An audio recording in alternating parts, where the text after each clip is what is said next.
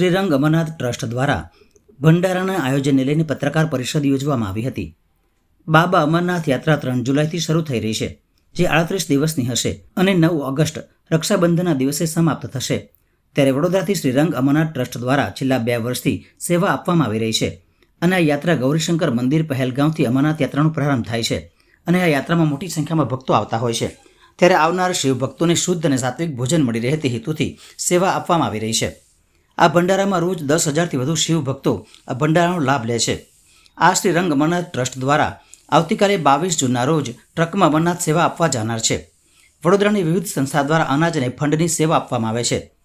Shrirang Amarnath trust દ્વારા આવતીકાલે 10થી વધુ સ્વયંસેવકો રવાના થનાર છે, જેમાં વડોદરાના સાધુ સંતો અને વડોદરાના સાંસદ દ્વારા લીલી ઝંડી આપીને રવાના કરવામાં આવશે। શ્રીરંગ અમરનાથ ટ્રસ્ટ દ્વારા ભંડારા માટે તમામ પ્રકારની તૈયારીઓ અને સુવિધાઓ રાખવામાં આવી છે, જેમ કે આવનાર શિવ ભક્તો માટે સાત્વિક ભોજન સાથે ચા, પાણી, નાસ્તો અને જમવાનું શુદ્ધ અને શાકાહારી મળી રહે તે માટે ભંડારાના પરિષદમાં ફાયર સેફ્ટીની પણ સુવિધા રાખવામાં આવી છે। શ્રીરંગ અમરનાથ ટ્રસ્ટ દ્વારા ભંડારા દરમિયાન 4 કાઉન્ટર મૂકવામાં આવશે, જેથી ભક્તોને મુશ્કેલી ના પડે તે માટે અલાયદા વ્યવસ્થા કરવામાં આવશે। સાથે વડોદરાથી આવનાર શિવ ભક્તો માટે શ્રીરંગ અમરનાથ ટ્રસ્ટ એ ટોલ ફ્રી નંબર જાહેર કર્યો છે 9328289328। આ નંબર પર વડોદરાથી આવનાર ભક્તોના પરિવારજનો પરિવારના સભ્યો ક્યાં અને કેવી રીતે છે તેની સંપૂર્ણ માહિતી મેળવી શકશે। નમસ્કાર, હર હર મહાદેવ।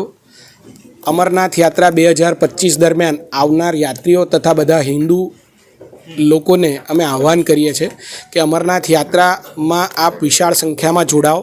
વડોદરા ખાતેથી શ્રીરંગ અમરનાથ ટ્રસ્ટ જે વાઘોડિયા રોડ સ્થિત છે એ ત્યાં ભંડારાનું આયોજન કરવા જઈ રહ્યું છે, તો યાત્રામાં મોટી સંખ્યામાં આપ જોડાઈને અને આ યાત્રાને સફળ બનાવવામાં આપ શ્રી સહભાગી થાઓ। અમારા તરફથી યાત્રીઓ માટે અમે બધી જ પ્રકારની સગવડો, એમને કોઈ પણ અગવડ ન થાય એવી પૂર્ણ કરીશું। સવારે ગુજરાતી ચા નાસ્તો, ગુજરાતી ભોજન, સવારના ચા નાસ્તા સિવાય સવાર સાંજ પૂર્ણપણે ગુજરાતી તથા નોર્થ ઇન્ડિયન જમવાની બધી જ વ્યવસ્થાઓ અમે ત્યાં કરેલી છે।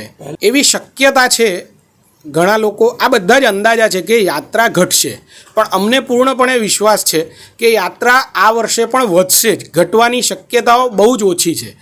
પહેલાં ઘણીવાર કેવું હોય છે કે હવે હમણાં પ્લેન ક્રેશ થયું તો લોકોની ભાવના એવી થાય કે પ્લેનમાં ન બેસવું। એવું પહેલગામમાં હુમલો થયો એને આજે 1.5 મહિનો થઈ ગયો છે।